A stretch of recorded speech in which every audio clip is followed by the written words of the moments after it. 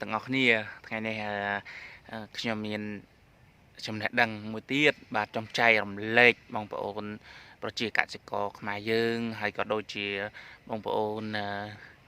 អ្នកធ្វើចំការបងប្អូនអ្នកដាំបន្លែបាទជាពិសេសបងប្អូនចង់ដាំបន្លែបាទហើយអ្នកថែសួននេះគឺចឹងទៅដូចគ្នាណាក៏ត្រូវការចំណេះដឹងមួយដែរបាទថ្ងៃនេះខ្ញុំនឹងរបៀបធ្វើដោយសាមញ្ញបាទរបៀបធ្វើជីកំប៉ុស្តបែបសាមញ្ញណាបងប្អូនបាទរបៀបធ្វើជីកំប៉ុស្តបែបសាមញ្ញគឺខ្ញុំចង់ធ្វើកំប៉ុស្តទឹកបាទដោយងាយស្រួលដោយបងប្អូនគ្រាន់តែចំណាយកម្លាំងធ្វើបន្តិចតួចទៅហើយធ្វើកណ្ដងតូចមួយដើម្បីស្រោចទៅលើដំណាំដែលយើងធ្វើដំណាំជាលក្ខណៈគ្រួសារធ្វើជាលក្ខណៈហូបខ្លួនឯងណាបងប្អូនហើយបើសិនជាបងប្អូនបើអាចបានបងប្អូនបង្កើតជាលក្ខណៈធំក៏បានដែរចំការធំបន្លែជាពិសេសបន្លែល្អមែនតើថ្ងៃនេះខ្ញុំចង់របៀបធ្វើចង់បង្ហាញបងប្អូនរបៀបធ្វើជីកំប៉ុស្តដោយងាយស្រួលជាទីបំផុតបាទដោយបងប្អូនគាត់ថាមានរូបមន្តទី1បងប្អូនត្រូវមានធុងទឹកធុងចម្រោះបែបនេះបងប្អូនណាធុងចម្រោះបែបនេះបាទនេះធុងយើងនេះចរង់ទឹកចាស់ខ្ញុំយកមកប្រើនេះយកមកកែច្នៃវាមានចំហើយអញ្ចឹងជាដើមបាទហើយជាដើមហើយទី1មានអាធុងនឹងហើយធុងអីក៏បានដែរបងប្អូនណាដាក់ជីកំប៉ុស្តទឹកដើម្បីងាយស្រួលធ្វើឲ្យបានទឹកទី2ស្លឹកតន្ត្រីខេតបាទទី2ស្លឹកតន្ត្រីខេតទី3ទឹកហើយបងប្អូនអាចលាយជាមួយនឹងអាចមន់តិចក៏បានដែរដើម្បីដាក់ឲ្យវាឆាប់បានស្អុយឆាប់កាត់លឿនណាអញ្ចឹងខ្ញុំសូមបងប្អូនទៅទស្សនារបៀបធ្វើជាមួយខ្ញុំដូចតទៅបាទនេះជម្រាបសួរហ្នឹងហើយបងប្អូននេះខ្ញុំបានប្រើបាទបានខ្លះហើយបាទនេះហើយទឹកវាឡើងខៀវបាទប្រើរយៈពេល3 4 5ដងហើយទឹកនេះហើយខ្ញុំបញ្ចូលទឹករហូតខ្ញុំអត់បានបន្ថែមទេដល់ក្នុងហ្នឹងខ្ញុំបានដាក់ជីអាចមន់បាទជីអាចមន់បន្តិចទៅប៉ុណ្ណេះធុង20លីត្រនេះគឺដាក់ជីអាចមន់ត្រឹមតែ1គីឡូទេកន្លះគីឡូទេបងប្អូនណាកន្លះគីឡូចាស់សូមបងប្អូនទៅមើលជីអាចមន់ទាំងអស់គ្នាបាទហើយនេះគឺជីអាចមន់ខ្ញុំដាក់តែ2ដុំនេះទេបងប្អូនណាខ្ញុំដាក់តែ2ដុំនឹងចូលទេហើយចឹងបងប្អូនទៅមើលការដាក់ចូលជាមួយខ្ញុំដោយតទៅបាទឥឡូវខ្ញុំដាក់ចូលហើយដល់ពេលវាដាក់ទឹកពេលយើងដាក់ទឹកថែមទៅវាស្អុយលឿនបាទចង់បានថារូបមន្តវាលឿនបងប្អូនណាហេតុអីបានខ្ញុំធ្វើបែបសាមញ្ញព្រោះជីកំប៉ុស្តបែបហ្នឹងចង់រៀបរាប់ប្រាប់បងប្អូនថាជីកំប៉ុស្តបែបហ្នឹងគឺវាជួយធ្វើឲ្យដីមានអុកស៊ីសែនបាទមានចលេនមានអាចចលេនធ្វើឲ្យដីធូរមានដង្ហើមបាទហើយដំណាំក៏ល្អទៀតអត់មិនពិបាកយើងជ្រោយដីទេបងប្អូនណាមានពិបាកយើងជ្រោយដីទេគឺយើងធ្វើវិធីបែបនេះគឺមកធុងទឹកនេះយើងអាចនេះទឹកហ្នឹងយើងអាចមកធុងនេះដាក់មកបោយនេះបើបានប្រើហើយតាមម៉ាទឹកអីបានប្រើហើយបងប្អូនណាម៉ាទឹកអីតាមម៉ាទឹកបានប្រើហើយមកបោយនេះលាយទឹកឲ្យបាន20លីត្រទៅណាមកបោយនេះលាយទឹកឲ្យបាន20លីត្រជីកំប៉ុស្តនេះណាហើយបងប្អូនបើបងប្អូនមានច្រើនបាច់ចំលីក៏បានដែរស្រោចដល់រ៉េចក៏បានដែរដើម្បីវាឲ្យវាល្អធំធាត់ផៅល្អនេះខ្ញុំយកមកស្រោចអានេះប្រទាលរបស់ខ្ញុំបាទបងប្អូនមើលក្នុងប្រទាលរបស់ខ្ញុំទុំដាំផងចេះងាប់ផងបងប្អូននេះឃើញរស់រវើកបាទខ្ញុំយកមកស្រោចប្រទាលដើម្បីឲ្យវាងាយស្រួលហើយដីវាក៏ល្អដែរបងប្អូនដីហាប់ដីអីហ្នឹងក៏វាคล้ายជាដីដែរមានជីអាចលេនបាទហ្នឹងហើយអញ្ចឹងខ្ញុំចង់បង្ហាញបងប្អូនមួយទៀតទៅមើលនេះវិញបងប្អូនទៅមើល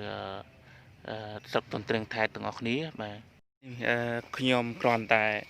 យកស្លឹកអានេះក៏វាប្រយោជន៍ដែរស្លឹកនេះបងប្អូនប្រមាត់ខ្លាឃ្មុំនេះយកទៅធ្វើជីកំប៉ុស្តបានដូចគ្នាធ្វើកំប៉ុស្តទឹកណាបងប្អូនដើម្បីបណ្ដេញនៅសត្វល្អិតបានកំប៉ុស្តទឹកហើយដូចជាមាននេះមួយទៀតបងប្អូនបាទហើយនេះហើយចាំខ្ញុំញាត់ចូលបាទខ្ញុំញាត់ចូលហើយតមកមានទឹកតន្ត្រីខេតបងប្អូនមើលហើយនេះហើយមានត្រូវមានចំហើយបាទតមកមានស្លឹកត្រាំងខេតនេះបងប្អូនដើមទន្ទ្រាំងខេត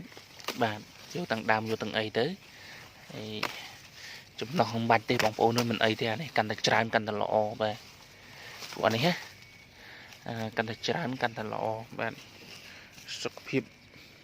មានថាជីកំប៉ុស្តបានច្រើនវាឆាប់រលួយបាទអត់ខ្វល់សំខាន់អាហ្នឹងដេញសัตว์ល្អិតទៀតណាបងប្អូនបាទបងប្អូនមានរូបមន្តប៉ុណ្ណេះបងប្អូនអាចធ្វើជីកំប៉ុស្តបាន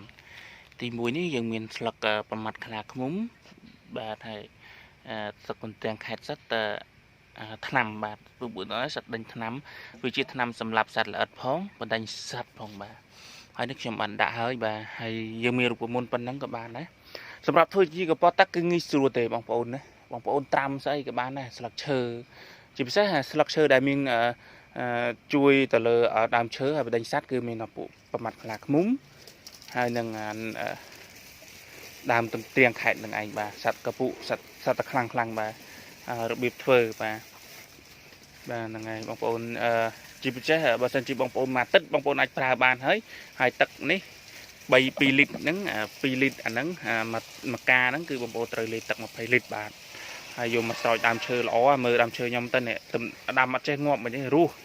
បាទហើយចេញត្រួយខ្លះចេញត្រួយចេញអីហើយបងប្អូនយកទៅស្រោចបន្លែកាន់តែល្អទៀតអាហ្នឹងធ្វើដើម្បីឲ្យដីល្អបាទកាត់បន្ថយនៃគីមីបងប្អូនណា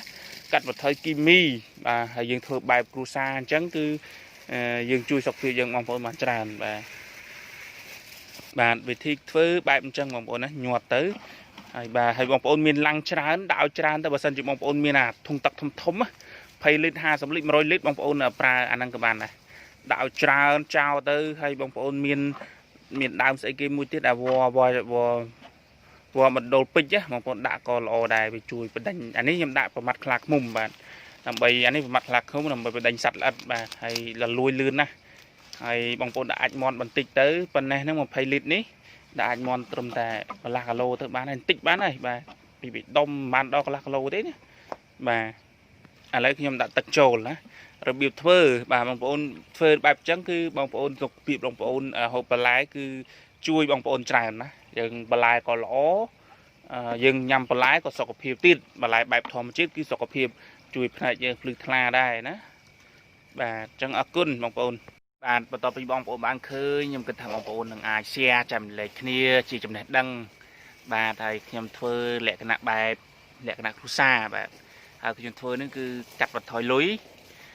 អត់មានប្រើអីអស់ច្រើនទេគឺធ្វើដោយខ្លួនឯងបាទធុងចាស់ឬក៏ធុងអីធុងទឹកធុងអីហ្នឹងក៏ដងឡាំងធុងដាក់ទឹកចាស់អីណាបងប្អូនយកលេងប្រើបងប្អូនយកមកធ្វើជីកប៉ុសទៅពីងក៏បានស្អីក៏បានណាពីងប្រេងគោក៏បានពីងធំណាហើយយើងធ្វើឲ្យរូបមន្តបណ្ដាញសត្វល្អិតផងជួយជីកំប៉ុសផងជួយដីផងគឺវិធីដែលខ្ញុំធ្វើនេះគឺវាមានសារៈប្រយោជន៍ច្រើនបងប្អូនណាតាំងពីបណ្ដាញសត្វល្អិតបាទហើយតាំងពីជួយឲ្យដីធូរបាទជួយឲ្យដើមឈើស្រស់ល្អគឺវិធីបែបហ្នឹងបាទហើយជាពិសេសនោះគឺបណ្ដាញសត្វល្អិតអត់មានឲ្យសត្វនៅទេព្រោះខ្ញុំប្រើរូបមន្តសត្វទន្ទ្រាំងខែតហើយនឹងស្លឹកប្រមាត់ខ្លាឃ្មុំហ្នឹងបាទវាធ្វើជាកំប៉ុសបែបហ្នឹងគឺប្រយោជន៍មែនតើណាបងប្អូនចឹងហើយបានជាខ្ញុំចង់ប្រាប់បងប្អូនឲ្យចេះធ្វើបាទហើយដើម្បីជួយសម្រួលសុខភាពរបស់យើងកាលណាយើងហូបបន្លែបែបធម្មជាតិគឺជួយសុខភាពបងប្អូនបានច្រើនបាទអញ្ចឹងអរគុណច្រើនជួបគ្នាវីដេអូក្រោយទៀត